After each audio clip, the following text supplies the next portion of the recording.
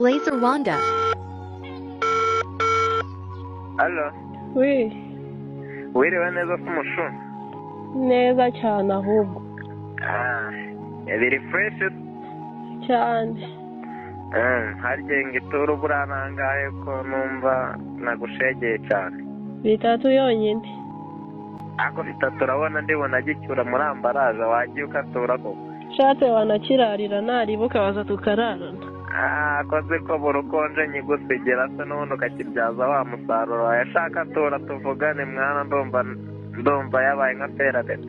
Namikaturira ahubwo vayo kirareho ubundi ibindi tuvuga. Ariko uko wabibonye ngira imboro nini ku buryo ndonguru imishino nkayenesha ku buryo ncaye amafaranga. Ya nyabyo. Waramabuye. Ayashagira akatura shaho nawe igire. Oya rwose pe. Ndi bwoge n'amazi yanjye.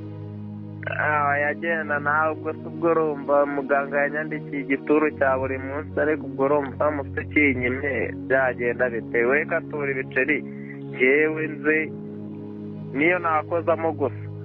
Oya bitatu ukaza mwikurira Prudence amazi n'isabune n'ibasi byose ari ibyawe. Turakorera kuri pujesi. Ako nishyira mu munyu gutaburana. Nta kibazo. Ala? Oui. Umva psha nawe katara wakintu igitatu cyose ko kumuyede ugasanga iyo yakorera umunsi wose nyarukuza nkakozamo ubwo urumva koko ibuye riba rivugiriza nawe gira katura wakintu. Harya ngeyo nyiriweho ndi kucyogoshera insya tuba turi kumwe. Ako sha nawe noneho ndumva uyu munsi wazanye gigi yatanje ubu urabona nanakobotse ntabwo ndabasha kuyifata neza.